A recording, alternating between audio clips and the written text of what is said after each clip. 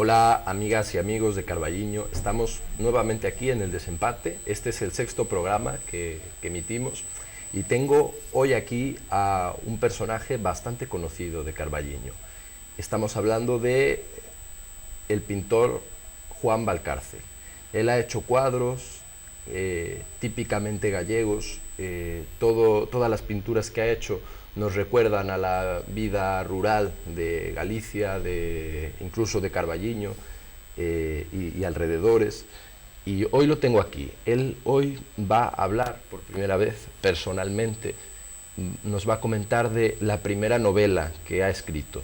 Es una novela que se remonta al siglo XVI y nos va a hablar él personalmente acerca de esta novela, de este libro que ha escrito y lo tengo hoy aquí. Hola, Juan, ¿cómo estás? Muy bien, con calor, con estos focos, pero bien. Sí, bueno, aquí siempre es así, un poco, además de que tienes que hablar y pensar lo que vas a decir, también está la luz de ahí encima. ¿Cómo es esto? Bueno, yo tengo muchas preguntas que hacerte, porque te digo que a mí me gusta mucho el arte, es un tema que me apasiona, y bueno, te permito que me puedas decir todo lo que quieras, como a tus alumnos, quiero decir, porque tú llevas ya unos años en esto y has estudiado dibujo, has estudiado pintura, has sido profesor en Carballiño, también en Orense. Entonces tienes ya una trayectoria en la pintura. Entonces yo sí te voy a dejar que me digas todo lo que quieras acerca digamos como si yo fuera también un alumno.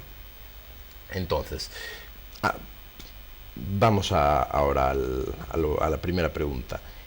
Te voy a preguntar, cuéntame y bueno, cuéntale a la gente un poco acerca de esta novela que vas a presentar en unos días.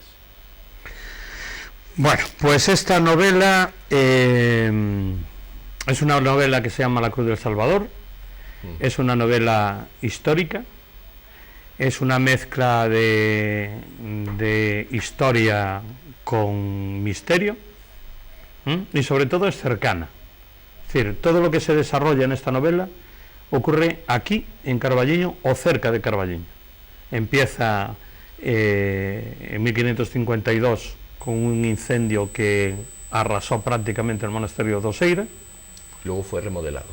Sí, claro, luego hubo muchos cientos de años, fue remodelado, fue otra vez expoliado. ¿En qué año se incendió? En 1552. Vale, en la desamortización de Mendizábal allí robaron las fuentes, robaron la biblioteca, robaron todo lo que había que robar. Y luego, a principios del siglo XX, una serie de frailes volvieron otra vez a las ruinas y comenzaron una etapa enorme de reconstrucción que nos lleva hasta lo que ocurre hoy en día. Pero eso ya no sale en la novela. O sea, en la novela, lo que sería la actualidad de la novela está basada en 1985. Porque en 1985 fue cuando yo llegué a Carballiño. Entonces, este casualmente. libro... No, casualmente no, es porque había hecho las oposiciones de cátedra, había ganado la cátedra. ¿No? Yo nací en Tui, en La Raya, soy arrayano, no sé si sabes que los arrayanos somos los que hemos nacido en la raya del mapa. Entonces, sí, entre dos países. Entre Portugal, ¿vale? Entonces, pero tú te sientes más gallego. Sí, soy gallego, evidentemente, pero también soy como muy portugués, o sea... Tienes tu toque portugués. Sí, sí, y hombre, a mí mi madre me paseaba con el carrito de bebé por el puente internacional de un lado a otro, del río Miño, con lo cual estaba unas veces en Portugal y otras en España. Mi padre era inspector de policía de aquella, no sé si, no era inspector, no sé si era guardia de aquella y luego se hizo inspector, el caso es que estaba destinado a una frontera. Entonces ellos luchaban contra el contrabando de café y de todo este tinglao, y por eso estuvimos destinados en Tui. Yo nací en Tui porque era el destino que tenía mi padre allí. Ni mis hermanos, ni mi padre, ni mi madre nacieron en Tui. Ha sido una zona en la que hay bastante comercio y traen bastantes cosas, tanto de allá como se llevan para allá, sí, y también hay bastantes cosas chungas. Había mucho contrabando en aquella época, pero no era un contrabando de drogas, era de contrabando, creo que era de café, que no sé si el bacalao que también. no estaba algo. permitido. Claro, allí estaba muchísimo más barato, aquí estaba muchísimo más caro o no había, y entonces trataban de pasarlo de contrabando sin pagar aranceles. Me imagino que era mejor el de Portugal por las colonias estas. Sí, exactamente, había un café que se llamaba Café Negrita, recuerdo yo de pequeño, que era como una angoleña con un... Sí, con un, ¿cómo se llama esto? Un pañuelo atado así en la cabeza, ¿no? Que era el típico de... Entonces mi padre con sus compañeros lo que hacían era hacer guardia en el río Miño en una barquita y tratar de pillar a la gente que pasaba esto. De hecho, el recuerdo que cogió asma precisamente ahí, con las nieblas del río Miño de noche en esas guardias. Sí. Bueno, ya nos hemos desviado un poco. Íbamos hablando de la novela. Yo he venido aquí a hablar de mi libro, como dijo la otra. Hoy en principio vas a hablar de tu novela. Bueno, después regresaremos a esto, que esto que has dicho también es interesante, porque seguro que te influyó en tus obras que hiciste. ¿El qué? ¿Lo del Café Negrita? No, pues tu niñez en Tui, claro, en La Raya, todo eso te influyó. Todo influye. Entonces, después lo comentaremos un poco también. Pero bueno, ahora volvemos a cuando llegas tú a Carballiño, a esta zona, a Orense. Que te venía diciendo, sí. Yo había hecho las oposiciones a agregado de instituto, de secundario, las había ganado. Entonces había pedido de destino definitivo Cambados, que era la zona. Yo siempre he querido vivir en un sitio con mar. Así que fíjate tú dónde he venido a parar. Bueno, y entonces, como yo quería vivir en un sitio con mar, había pedido Cambados, que estaba allí en la ría y que me parecía un sitio genial, estupendo. Pero me presenté a las oposiciones de cátedra y las gané. Con lo cual, en vez de irme a Cambados, tuve que elegir entre una plaza que había en Chantada o una plaza que había en Carballino. Esto ya lo tengo contado más veces. Como no tenía coche, yo no sabía dónde estaba Chantada, no sabía dónde estaba Carballino. Yo estudié en Valencia. Hay que entender que el protagonista de la novela en 1985 es valenciano, viene de Valencia, ¿vale? Y llega aquí, se encuentra el Carballino de 1985. A lo que voy es que como yo había vivido allí, nunca había estado en el interior, ni en Chantada ni en Carballino, no tenía coche, abrí el plano, vi que Carballino tenía tren, que Chantada no tenía tren, y eso fue lo que me hizo que viniera a Carballino y no a Chantada. Para desgracia de los alumnos carballineses, evidentemente, que tuvieron que aguantarme durante 20 y tantos años. También tendrás alumnos para los que fuiste una desgracia, y para otros, en el fondo, aprenderían muchas cosas también, ¿no? Bueno. Eso lo sabrán ellos. Nunca se sabe. Un compañero mío, José Antonio, nos entregó un papelito el día de su jubilación que decía algo así como, nunca se sabe, no recuerdo la frase exacta, pero es algo así como decir, nunca se puede llegar a saber hasta dónde llegará la influencia de un profesor en un alumno, en su vida, a lo largo de su vida. Yo todavía me acuerdo de los profesores que tuve cuando tenía 10 años, 11, 12, Algunos 13. te marcarían. Algunos me marcaron con la regla, pegándome en los dedos, efectivamente. Algunos te marcaron literalmente. Literalmente. Y luego otros soy un apasionado de la historia, y precisamente esto es un libro de historia, sí. ¿vale? Pero precisamente porque hubo un profesor cuando yo tenía 15 años que me enseñó que la historia no son datos, la historia no es estudiar fechas, sino la historia es la vida de todos. Y cuando llegas a entender eso, que la historia la hacemos todos, la haces tú, la hago yo, la hace la persona que nos está viendo ahí, todos nosotros somos la historia. No salimos en los libros, pero nosotros somos la historia. Entonces, ¿qué he hecho yo?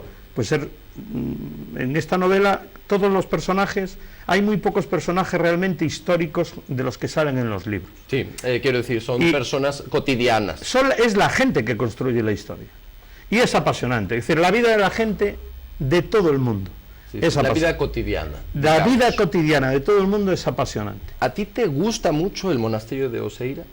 O sea, ¿te gusta la arquitectura? Es un referente. Me interesó empezar con el monasterio de Oseira por la enorme infraestructura que tiene y por los avatares del destino, cómo se destruyó, se repobló, después se fue expoliado, después tuvo diferentes influencias arquitectónicas. Y sobre todo tuvo muchísima influencia en esta comarca.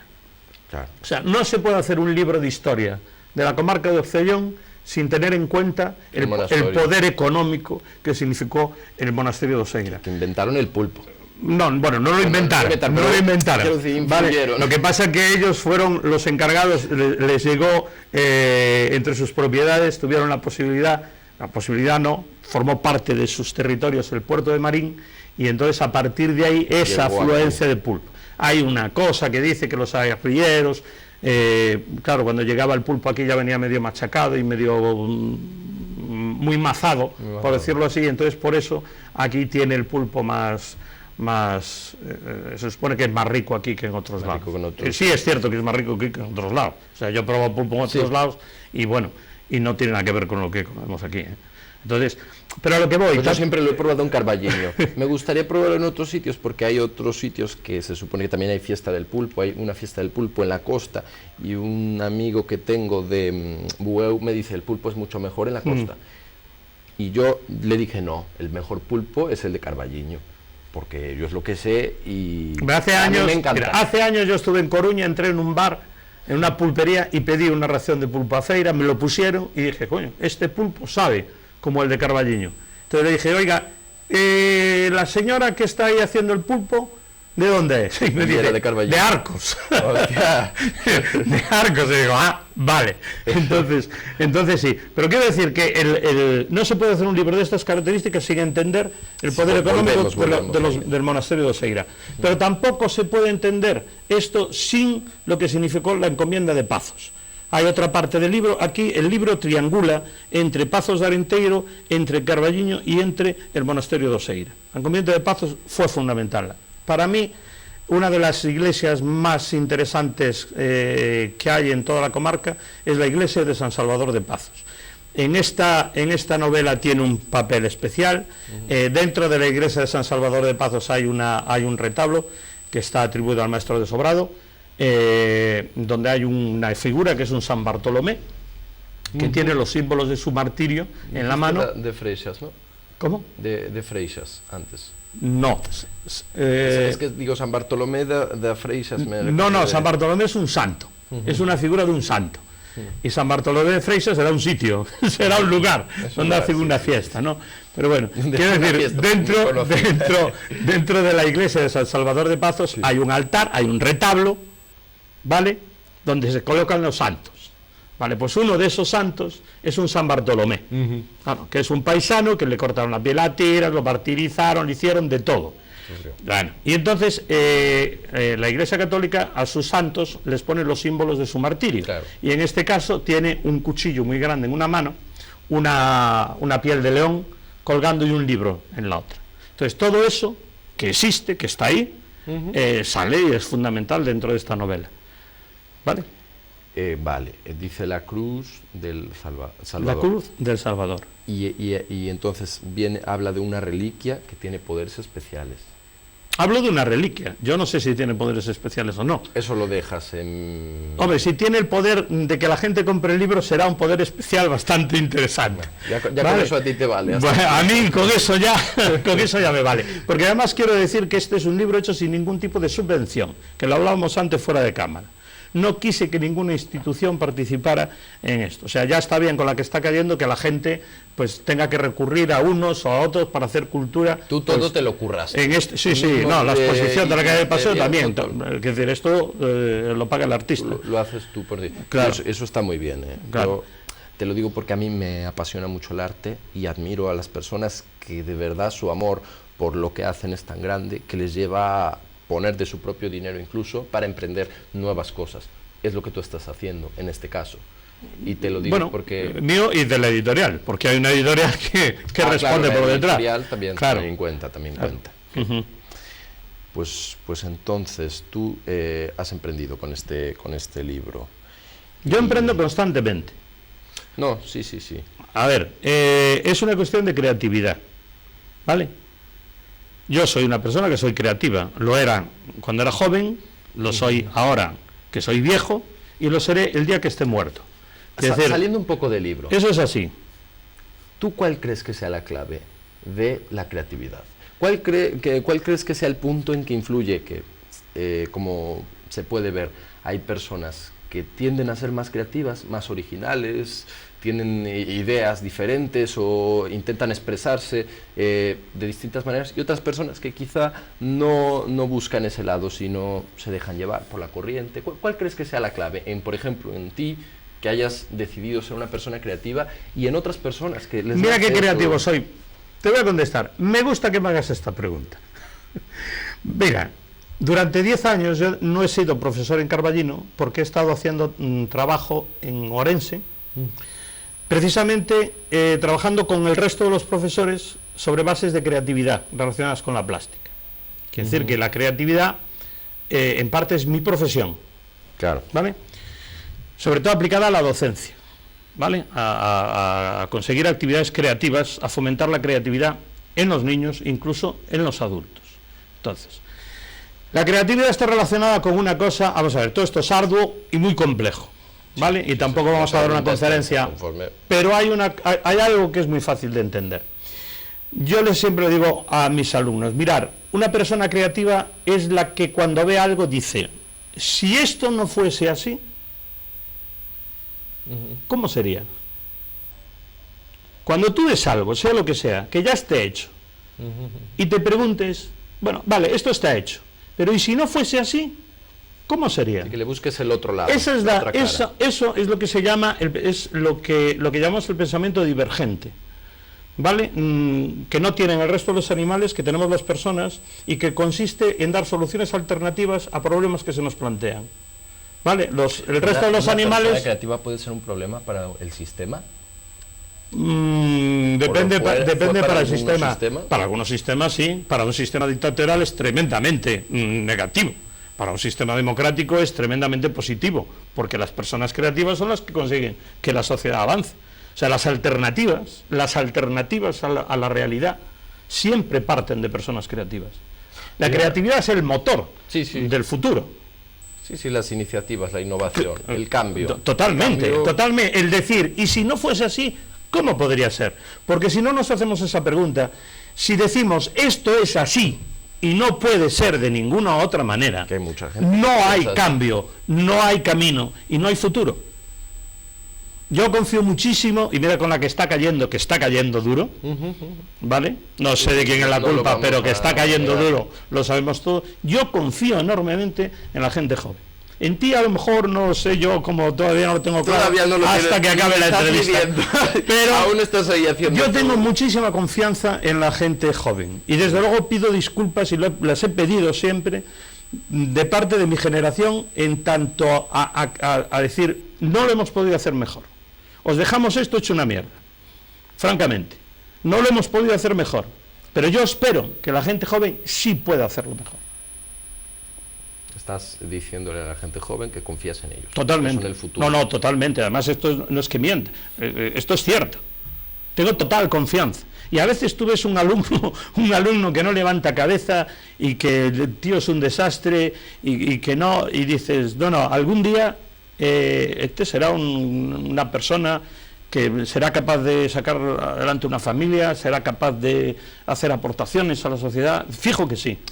Entonces, como me has dicho ahora, que has visto alumnos que... A mí me expulsaron, a mí a los 11 años me expulsaron del colegio, definitivamente, o sea, de aquella. Es decir, y el psicólogo dijo, este chico, le dijo a mis padres, no puede estudiar. Tiene que buscarle un taller. Ahí está la clave de la creatividad. O podríamos decir que las personas que tienen podríamos llamarle gen creativo, esta iniciativa, esta idea, suelen ser personas que a lo mejor no se adaptan fácilmente al sistema en un principio. No, se adaptan, lo cambian. Después lo cambian, claro. Con el tiempo, pero que en un principio dices, bueno, a lo mejor mucha gente dirá, bueno, este no vale para nada, tal... Pero es que ahí está la clave, es decir, ¿por qué no se adaptan al sistema? Porque al ver el sistema, la pregunta que se hacen es, ¿y si no fuese así, cómo sería? Si este sistema no fuese así, podría ser de otra manera. Ese es el futuro. Y esa es la pregunta. Y estamos en manos de todos esos chicos y chicas que algún día dirán, y bueno, ¿y esto que han montado la generación anterior?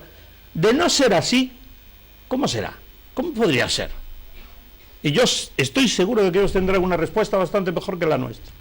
Tú cuando empezaste en el arte, te empezaste a interesar, yo te voy a preguntar, ¿cuál fue tu inspiración? ¿Cuál es, digamos, un artista a lo mejor que te ha marcado una inspiración?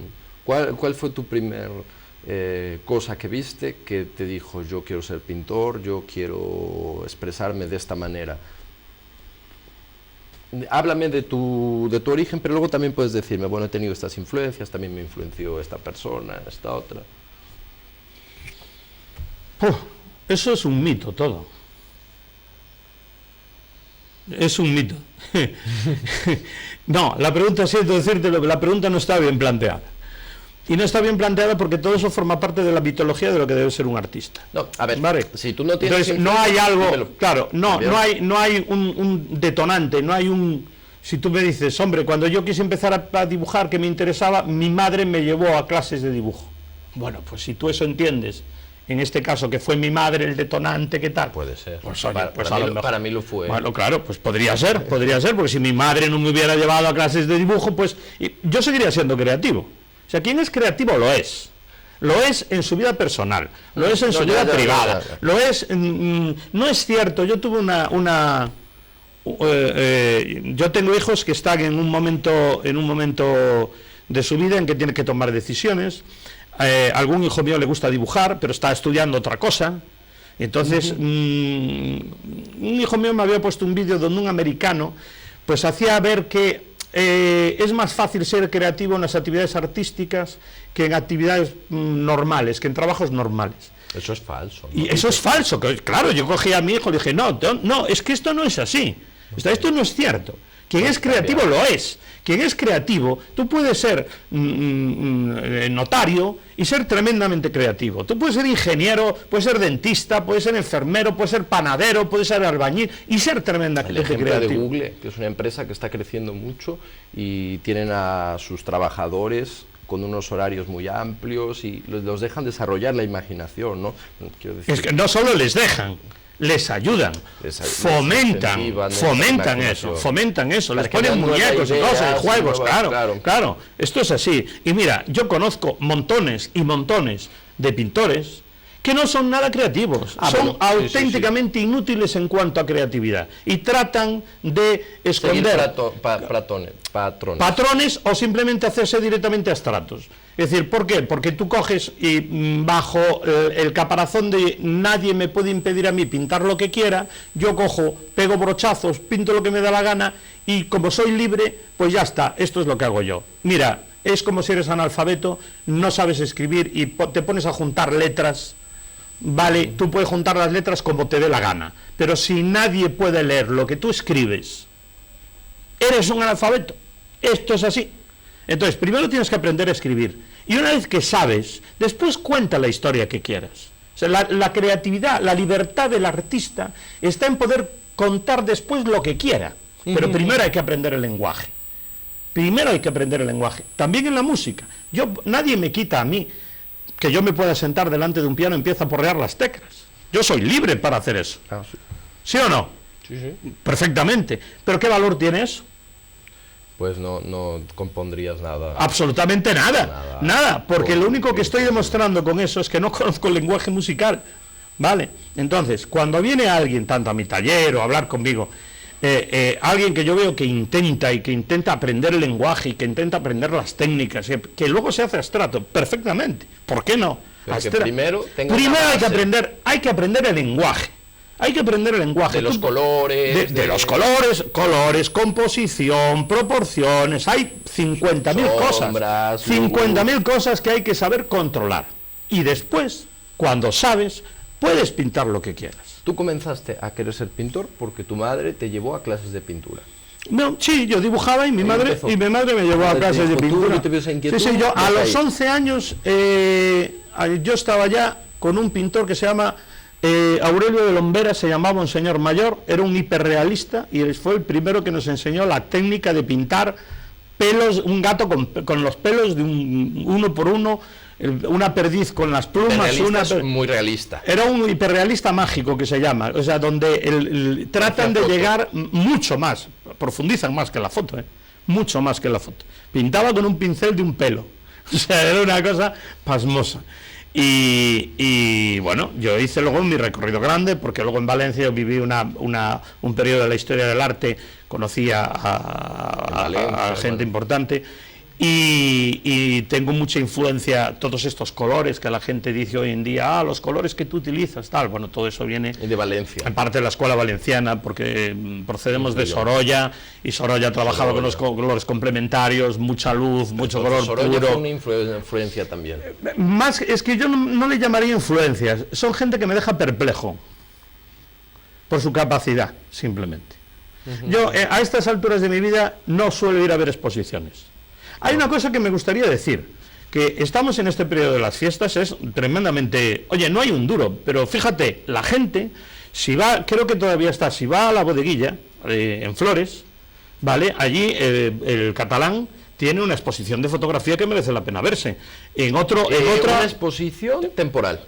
Sí, y creo que debe de estar todavía. Porque siempre yo veo ahí que hay mucho arte, muchas cosas. No, pero una exposición, siempre... hay 10 o 15 fotografías, no recuerdo cuántas, están colgadas, y merece la pena verse. Sí. Quintas, que también creo que es la que diseñó el cartel de las fiestas, tiene una exposición muy interesante de cuestiones gráficas. ¿En dónde? Ahí también en la bodeguita. Fernando Celta, que es hermano de Manolo, que es arquitecto en Coruña y hace sus cosas también a nivel de arte, tiene cuadros colgados en el mesón del jamón. Quiero decir que, no sé si me olvidó alguno más, mis cuadros están por la calle del Paseo. Se te olvidó cuando yo hice mi exposición, que tú no pues tendría poca repercusión. A ver, a lo que voy, hay movimiento, la gente puede ver, eso es fundamental, no cuesta dinero. O sea, es muy importante que los artistas no se escondan en periodo de crisis, pero no ya por si venden algo, que si lo venden mejor. Claro. Porque si la gente no piensa... es tener iniciativa, ¿no? Claro, lo importante es tener iniciativa. A mí los galeristas... Es que es difícil también, No, es difícil cuando tú estás invirtiendo... ejemplo, yo soy un parado, o sea, estoy en paro, no tengo trabajo, y yo intento autosubvencionar una obra. Estoy poniendo un ejemplo que, bueno, que sí que me ha pasado, porque yo te comento, por ejemplo, la última exposición que hice, en la que hice unos cuadros, que era arte digital, pues yo tuve que pagar los lienzos y la impresión de esas imágenes que yo preparé en ordenador, pues impresiones bastante grandes, la tinta, luego a mayores les puse unos marcos, entonces eso representó unos gastos. Digo, yo de esa obra, bueno, intenté venderla, que ese no era el objetivo era darla a conocer, que la gente la viera y que le interesara. ¿La gente la vio? Sí, bueno. ¿Le interesó? Bueno, sí. Pues ya está. Gente que le interesó. Pues ya está, si el objetivo es eso, ya está. el objetivo. Pues yo me sentí feliz, porque es como si hicieras unos hijos. Tú los haces, tú los ves nacer, los ves crecer y te encanta el proceso final. Pero después dices, bueno, yo a lo mejor hoy pude hacer esto, pero dentro de un año ya no podré hacerlo, porque a lo mejor ya no tengo los ahorros que tenía. ¿Pero harás otra cosa? Pues sí, habrá que harás otra cosa. Tú tienes aquí un espacio que fomenta tu capacidad creativa, tu necesidad de comunicación. Es decir, ¿qué más quieres? La creatividad, claro, puede ser cualquier cosa. Es que puede ser cualquier cosa. Yo es que lo veo claro. De todas formas, yo te diré un secreto. A ver, un secreto. Y que además para el público también, que puede... No, el público no nos oye. Te diré un secreto. El arte es una actividad personal entre la obra y el autor. O sea, es lo que se llama el diálogo entre el autor y la obra. Eso es íntimo, eso es personal. Ahí no puede haber segundas personas ni terceras, que no hay tríos ni cosas de esas. Hay una relación directa entre la obra y el pintor. Y esa relación hace que la obra no vaya por su cuenta, sino que tú tengas que dominarla. Es un proceso que empieza con el lienzo en blanco y que no termina hasta que firmas. ¿Vale? Puede durar un día, puede durar una semana, puede durar un mes o puede durar años, hasta que consigues firmar eso. Bien, pero una vez firmado, ya está. Eso es un objeto de mercado, ¿eh? Eso es algo que se vende. No te equivoques. El arte solo ocurre entre el autor y la obra. El resto es especulación. No tiene nada que ver con el hecho artístico. Nada que ver. Nada que ver. Un pintor profesional pinta y hace su obra, y en el momento que la firma, el objetivo es venderla. Entonces, ¿O qué piensas que...? ¿Me estás diciendo que el arte es un poco onanístico? No, el arte es arte hasta que firmes. El resto es comercio. Si no, ¿de qué viven las galerías? Y tú firmas en el momento en que estás seguro que no tiene ningún defecto, en que has visto ya No se todo dice así, está mal dicho. Tú firmas en el momento en que ya estás convencido que ha terminado. Una obra se firma, y mis alumnos se lo recalco mucho, cuando el autor ha resuelto todos los problemas que ha sido capaz de plantear en la obra. Una obra, tú empiezas y te planteas una serie de problemas. En el momento en que tú eres consciente que los has resuelto, ahí puedes firmar. ¿Y eso quiere decir que los has resuelto? No. Porque tú ves una obra tuya que la has hecho hace 5 años y ves problemas sin resolver. Defectos. No le llames defectos, son problemas que están sin resolver. Porque en ese momento, en tu momento, no podías resolverlos, no los veías.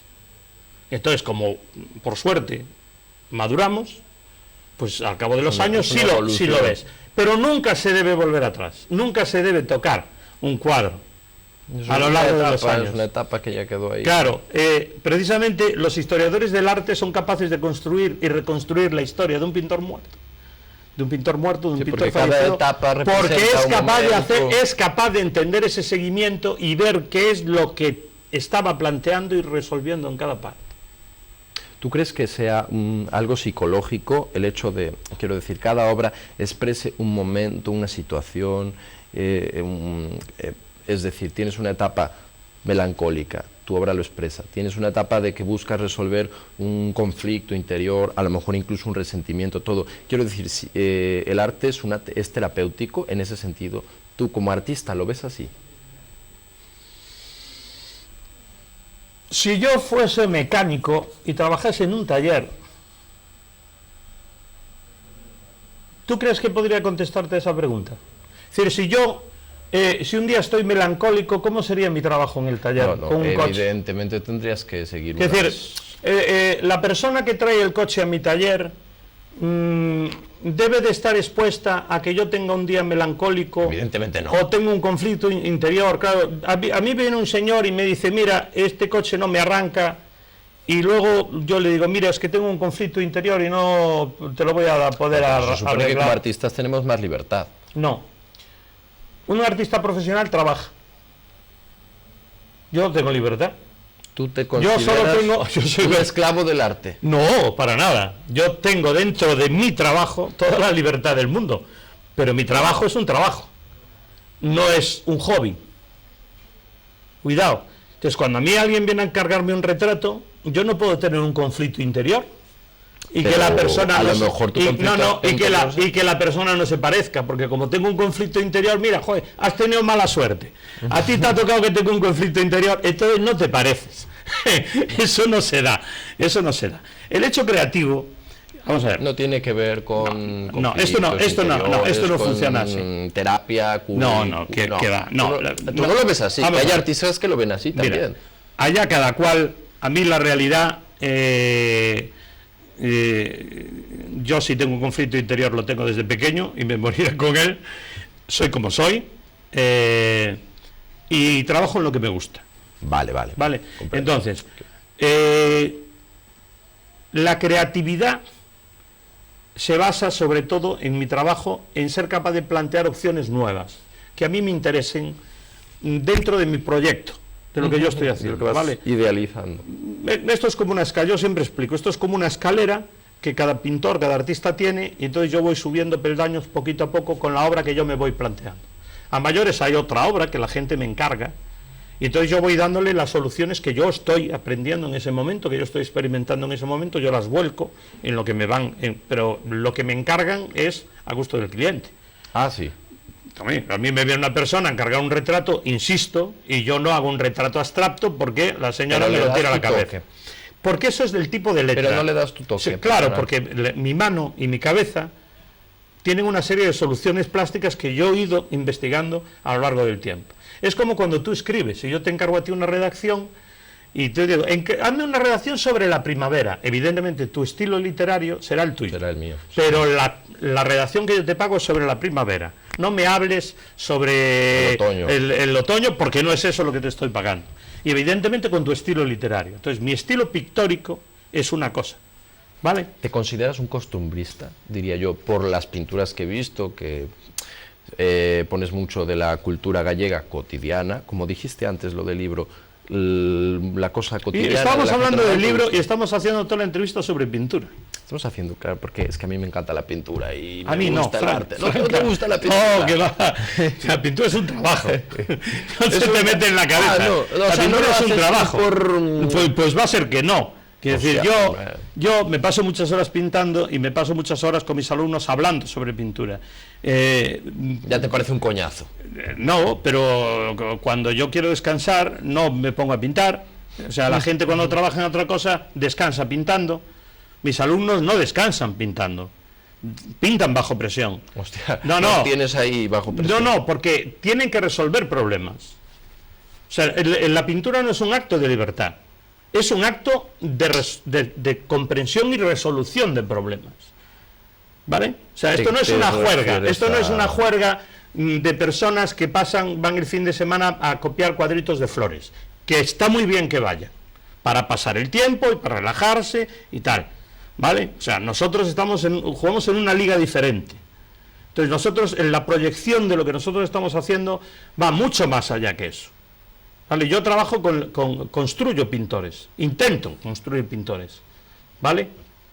No solamente le enseño a una persona cómo se mezcla el amarillo con el azul para que salga verde. Entonces, eso lo puede hacer cualquiera. Juan Valcárcel, eres un apasionado de la creatividad, de hacer cosas nuevas, de emprender. Es la base. Esa es la base. Luego, pintura, bueno, tú lo consideras ahora mismo un trabajo, tal, pero...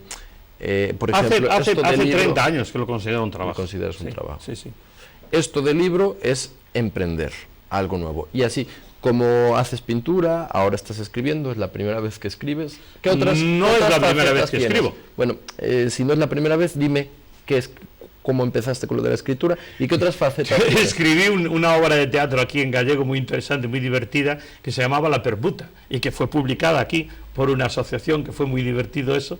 Y que bueno, todavía debe andar por ahí. Y luego he tenido un espacio semanal en la COPE escribiendo una carta que se llama Querida Gente, que hay mucha gente que la ha leído, pues donde yo escribía un folio y hablaba, pues como se hablaba antiguamente. Veo que no estás muy enterado, te has documentado poco para la entrevista.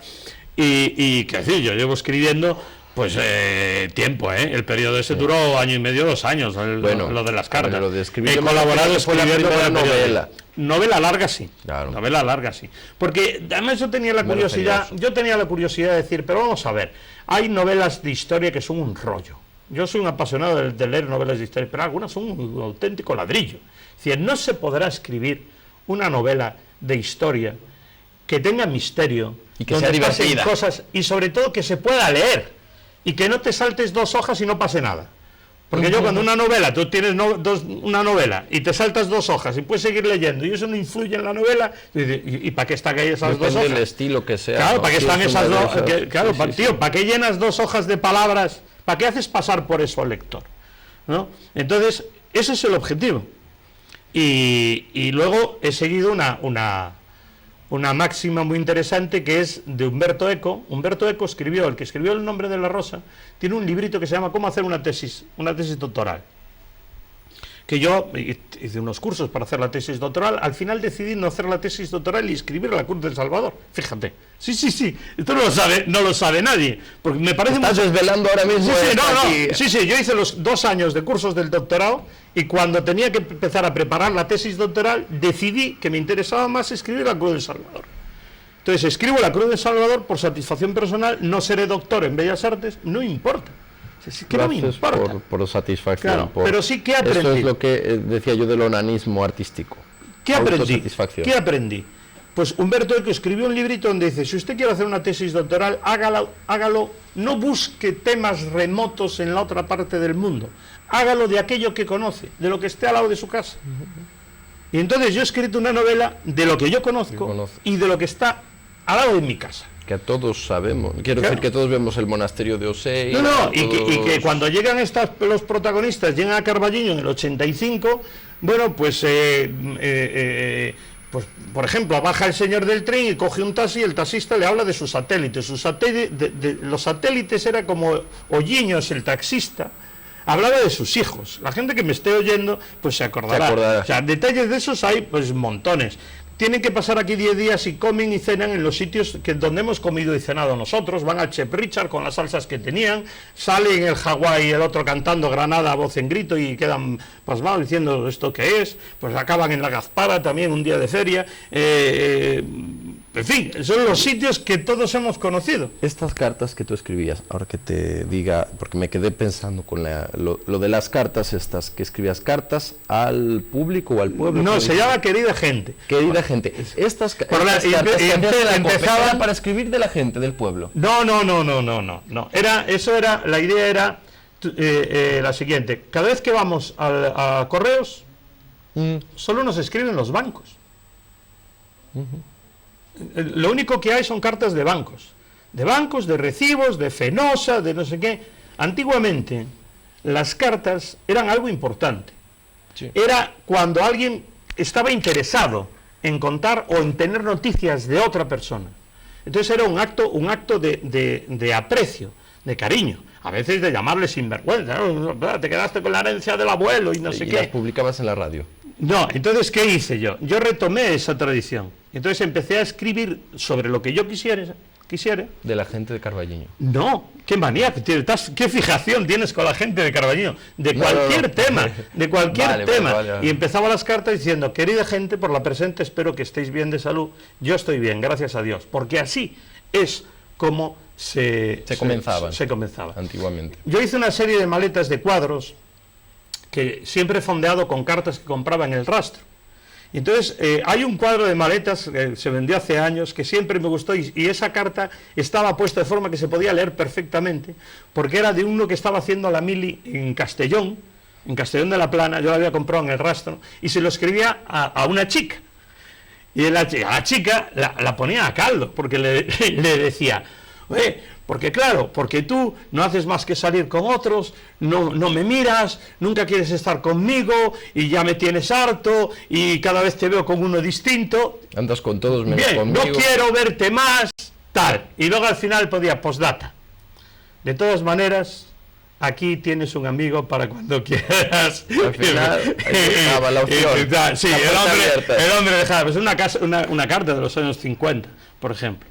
Entonces, todas esas cartas, esa forma de interesarse, de preguntar. Entonces, encontré una serie de cartas también de una madre que le escribía a su hijo, y había 20 cartas distintas a lo largo de 10 años, y el final de la carta de la madre siempre era: contesta pronto, y firmaba. Y entonces pinté un cuadro fondeado con esas cartas, y el título del cuadro era Contesta pronto. Es decir, las cartas... Si tú te basaste en lo que tú habías visto de la historia, del pasado, lo retomaste, le diste un toque personal, le diste un nuevo estilo, y incluso utilizaste algunas frases antiguas para montar todo... Yo no diría antiguas, bueno, hoy en día con el teléfono todo suena antiguo, pero no es cierto. O sea, no es cierto. Ese contesta pronto de la madre, eso tú no tienes hijos. Se nota que no tienes hijos. No tengo hijos. De momento no tengo hijos. Pues el día que tengas hijos y no tengas noticias de tus hijos, verás lo que significa contesta pronto.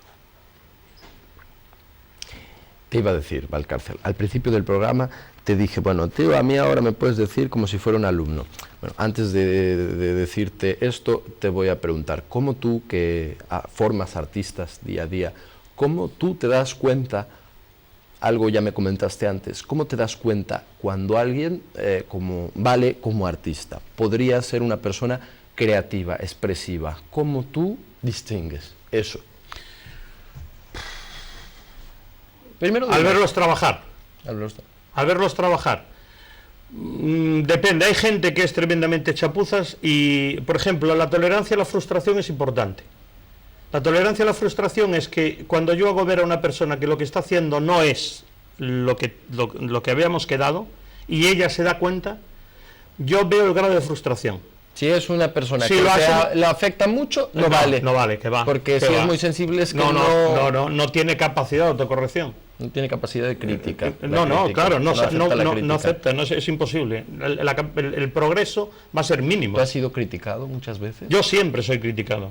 Esta misma mañana. Y lo asumes bien. Esta misma mañana creo que me criticaban por una cosa una carta de querida gente que salió en el libro de... ¿Te metiste con alguien del pueblo? No. Es una historia muy bonita de una señora que estaba en un asilo, que además es verídica, y que un día decidió que estaba muerta y que no quería levantarse.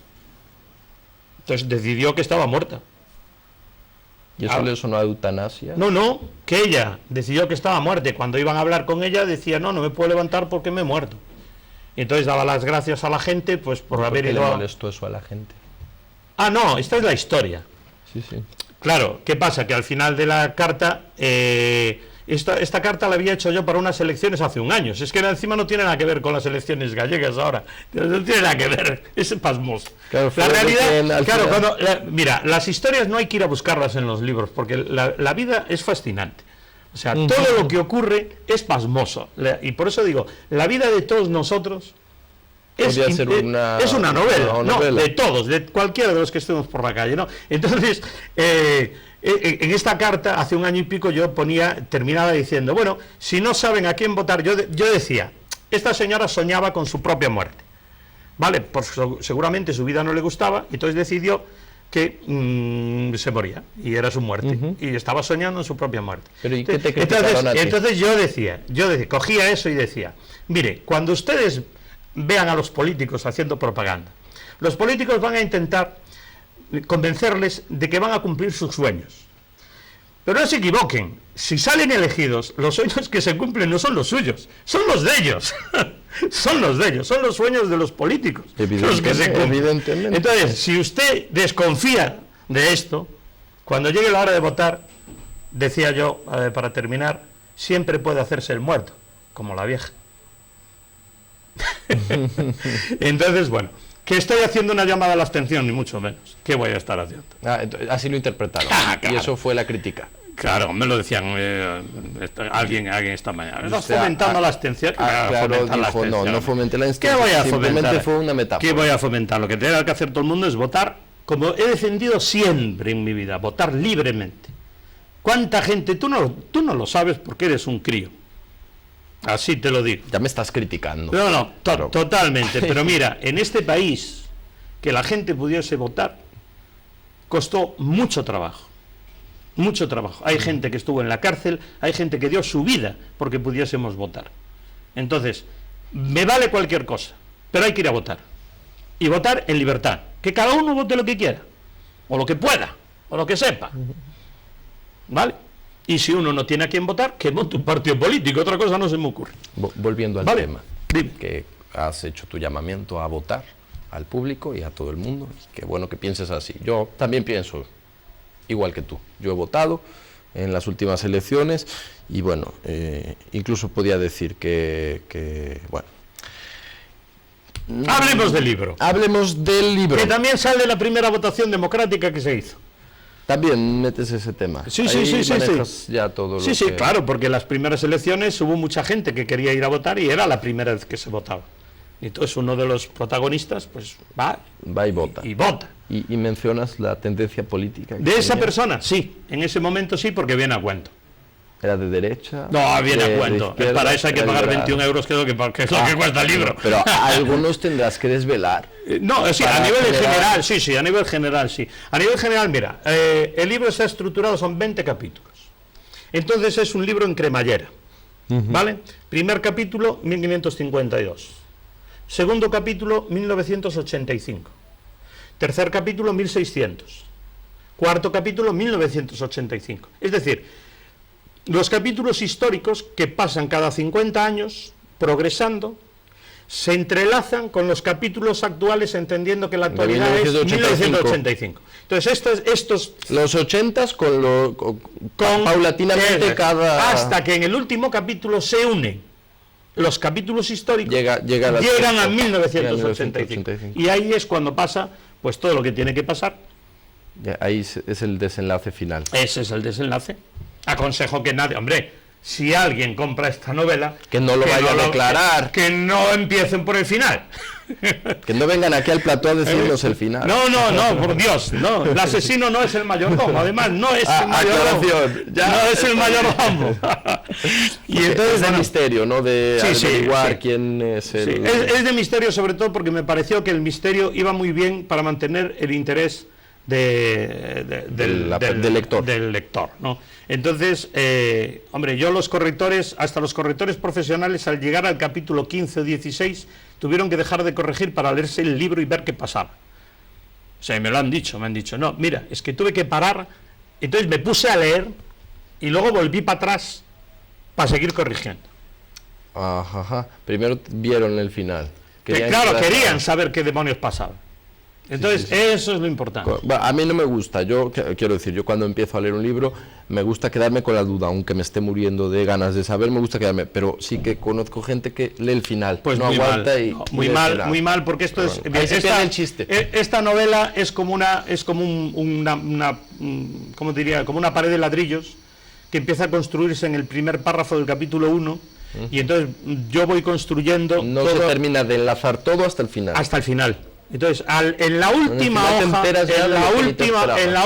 hoja del último capítulo es cuando se pone el último ladrillo de la pared, y entonces es cuando entiendes la pared. Entonces ves la pared y dices, anda, anda, y luego ya verás los edificios de Carballiño de una manera completamente distinta. Los edificios de Carballiño.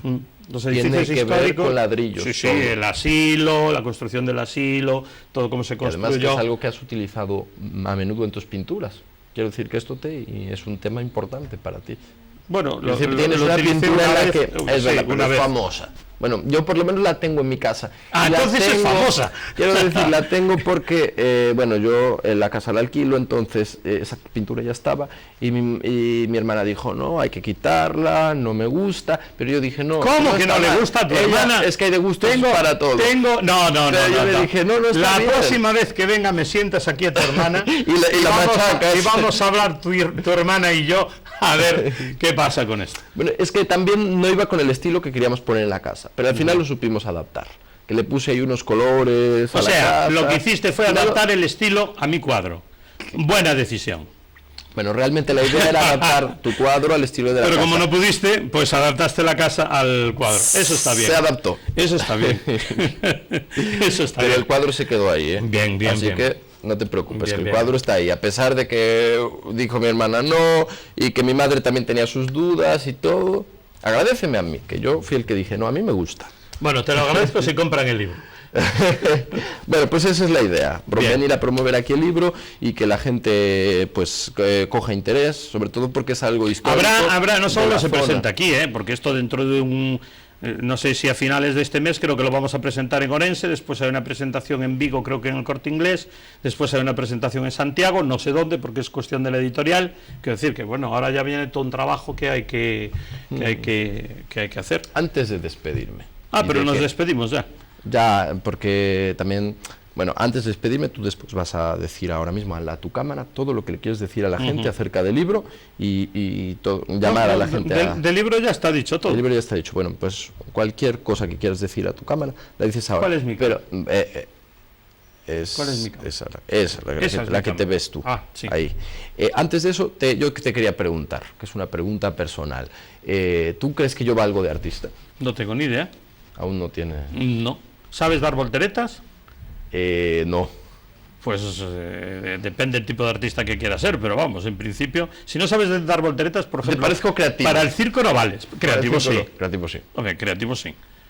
Creativo sí, porque estás aquí, estás planteando una forma determinada de hacer entrevistas y tienes una relación buena con la cámara.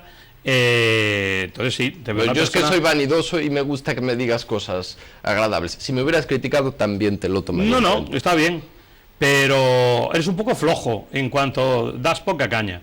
Es decir, yo creí que íbamos a estar un poco más al desempate. ¿Cómo se llama esto? El desempate. El desempate. Sí. Eso, el desempate. Sí, bueno, es verdad, yo tenía alguna pregunta. No desempatamos, estás perdiendo. Pues vale. Es que estás perdiendo. No estamos empatados. Pues antes de despedirnos, yo te voy a hacer algunas preguntas. Es verdad que las tenía pensado. Si las tenías pensado, me las has recordado. Pues adelante. Sé creativo. Mira,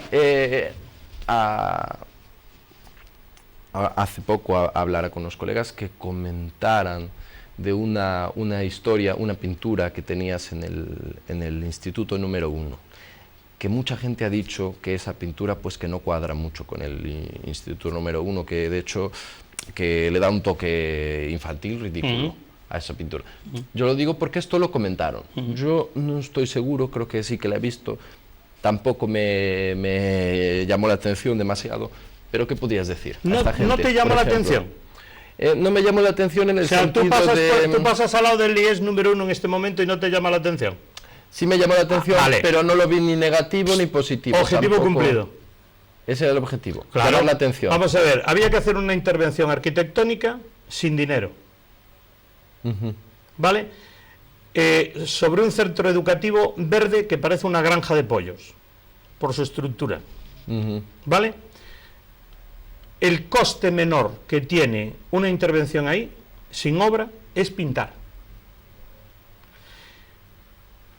Cuando planteé este proyecto, la idea era convertir ese edificio en un edificio construido con un juego que había cuando yo era pequeño de construcción, que eran taquitos de madera que tenían 7 colores.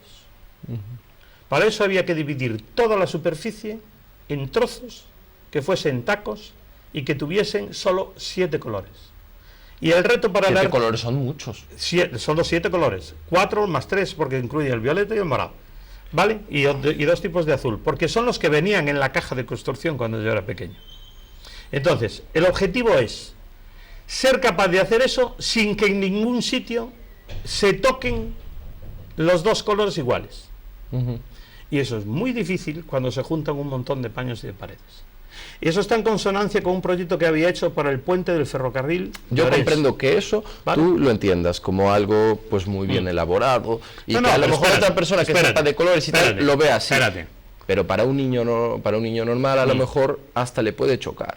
Es que es bueno que le choque. La creatividad es eso. Es ¿Tú bueno pretendes provocar? No, lo que pretendo es dotar de personalidad a un centro que no la tenía. Y ahora la tiene. ¿Y consideras que el centro no tenía personalidad? Ninguna. Todos lo sabemos todos. Verde militar. A día de hoy tiene personalidad. Totalmente. No pasa desapercibido. Pero no pasa desapercibido. Pero para la intervención plástica. Totalmente. ¿Y los alumnos, el sistema y todo, crees que tenga personalidad? Sí, somos uno de los mejores centros educativos. Porque tú das clases a día de hoy. Sí, soy el catedrático de la asignatura. Bueno, entonces es difícil. Pero somos uno de los centros a nivel de la provincia de Orense. Hacia ese centro que yo escuché.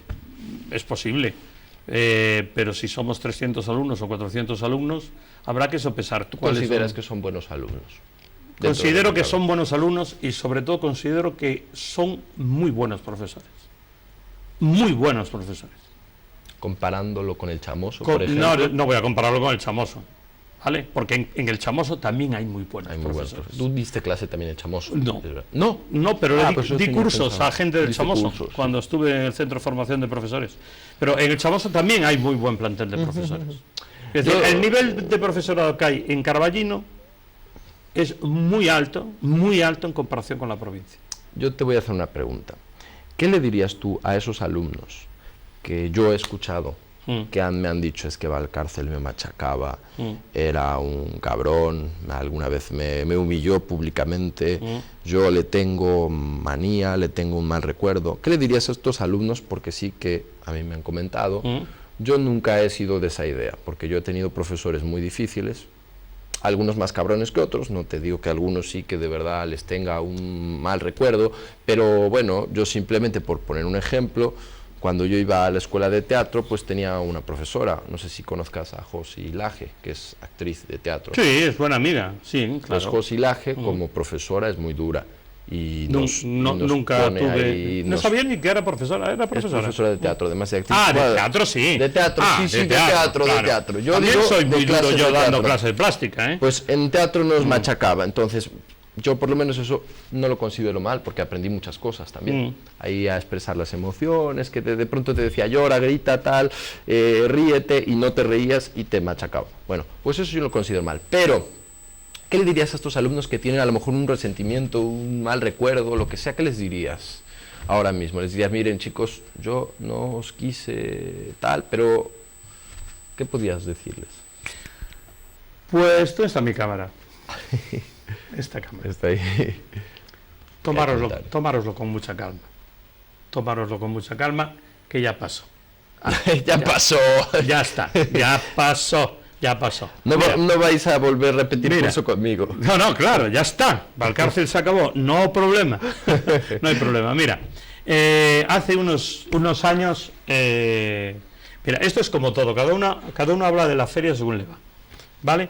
Entonces hay un montón de cosas que contar sobre esto, sobre la cuestión didáctica, que nunca hemos hablado y que, bueno, no creo que dé esto para mucho más, pero te diré que hace 2 años me llamaron los de COU para que hiciera una entrada que yo hago en clase, que es, entro, cierro la puerta así de un portazo, hago así, plas, y escribo mi nombre en la pizarra, Valcárcel. Entonces digo, mira, yo me llamo así, no me llamo profe, no me llamo tal, yo me llamo Valcárcel.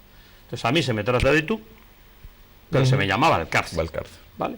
Entonces, Juan, no se me llama, no, se me llama Valcárcel. Vale. Son mis alumnos en una relación profesional.